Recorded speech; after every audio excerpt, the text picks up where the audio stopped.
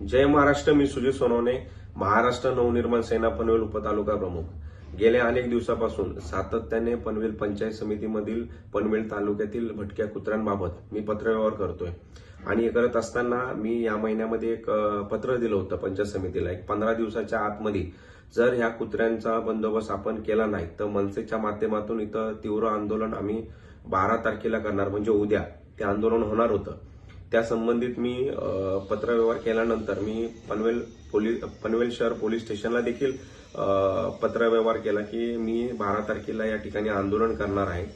तर पनवेल पोलीस स्टेशनच्या अधिकाऱ्यांनी मला सांगितलं की आम्ही थोडे मध्यस्थी करतो आणि एक मीटिंग लावतो. जर तुम्हाला तिथे सकारात्मकता दिसली नाही तर तुम्ही लोकशाही मार्गाने आंदोलन करू शकता. त्या हिशोबामध्ये काल एक मीटिंग लागली. त्याच्यामध्ये बीडीओ होते, गटविकास अधिकारी, सहाय्यक गटविकास अधिकारी, पशुसंवर्धनचे तालुका अधिकारी, असे अनेक अधिकारी त्या मीटिंगला होते. आणि त्यावेळेस मी पंचायत समितीच्या बीडीओना एक सांगितलं की मी सातत्याने 1 वर्ष झाले पत्रव्यवहार करतोय.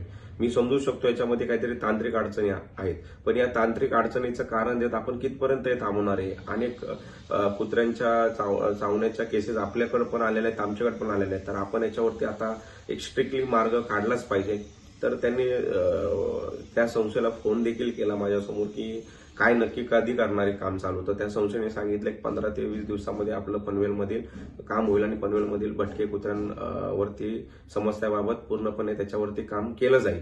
आणि त्या हिशोबामध्ये मी त्यांच्याकडून लेखी आश्वासन, मला तोंडी नको तर लेखी आश्वासन आपण मला द्यावं. तर लेखी स्वरूपात मी त्यांच्याकडून काल घेतलं होतं. आणि त्याच्या अगोदर पण मी त्यांनी मला एक 3 तारखेला पत्र दिलं होतं आणि त्याच्यामध्ये मेन्शन काहीच केलं नव्हतं की आंदोलन थांबवा, आपलं काम चालू आहे आणि हे काम होणारच आहे. परंतु मला ते पत्र एक्सेप्ट नव्हतं, म्हणून काल मी त्यांच्याकडून लेखी स्वरूपात पत्र घेतलं की 4 हप्त्याची मुदत. त्यांनी म्हटलं की 4 हप्त्याची मुदत द्या. 4 हप्त्यामध्ये मी सगळ्या या ठिकाणी भटक्या कुत्र्यांच्या समस्येबाबत निवारण करण्याचा प्रयत्न करतो. आणि 4 हप्त्याची आपण देखील एक सकारात्मकता दाखवली की 4 हप्त्यात एक तांत्रिक अडचणी समजून एक अजून तुम्हाला 4 हप्ते देतोय. आणि त्यामुळं मनसेच्या माध्यमातून जे आंदोलन उद्या होणार आहे त्या ठिकाणी आम्ही स्थगिती देऊन 4 हप्त्याची आम्ही जी वेळ त्यांनी घेतलेली आहे ते बघू. आणि जर 4 हप्त्यात हे जर काम झालं नाही तर लोकशाही मार्गाने आपण पुन्हा एकदा त्या ठिकाणी नव्या जोमाने आंदोलन छेडू. धन्यवाद. जय महाराष्ट्र.